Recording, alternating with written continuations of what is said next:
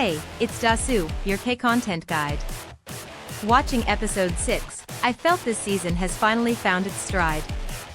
The prime suspect changes 3 times within a single hour, and not one of those turns feels forced. Episode 6 continues straight from the chase in episode 5. The fleeing Kang Chun-sik is caught and arrested, and the blood found in room 701 points squarely at him.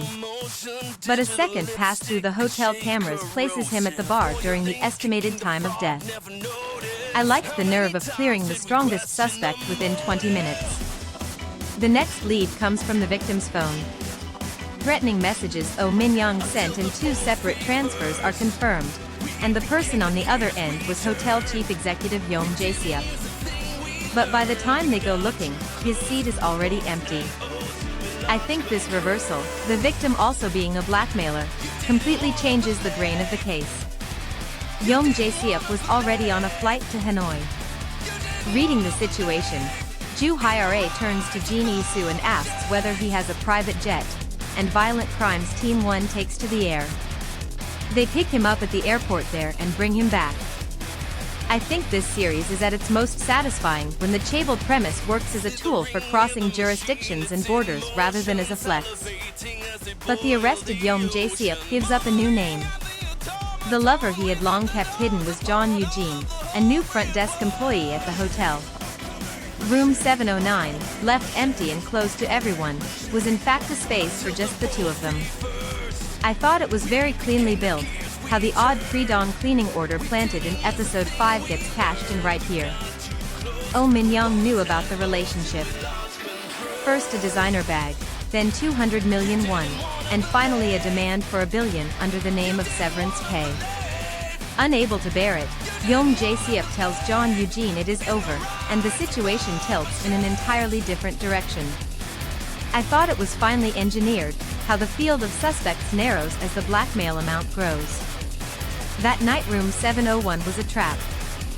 While Kang Chun-sik stayed at the bar, Jeon Eugene entered with a master key, and Oh Min-young, believing Kang Chun-sik had summoned her, opened the door knowing nothing.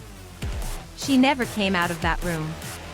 I think the calculation behind choosing a room where every trace would point at Kang Chun-sik is the coldest part of this case. But Ju Hyra does not let an 8-minute gap slide. The time Jeon Eugene was inside was not enough to move a body and clean up blood. The person who erased the traces was roommate Na Yeon-hong, who knows the hotel's layout best, and who is Jeon Eugene's mother. I found this order the most painful part of the episode, the mother stepping forward to claim the killing and the son then walking out on his own. Was it worth it? Let me lay out the cast.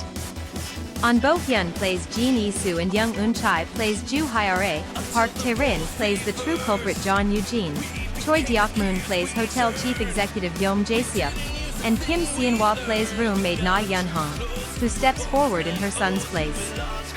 Lee Suk appears in a special role as Kang Chun-sik, the man nearly framed, drawing both laughs and tears.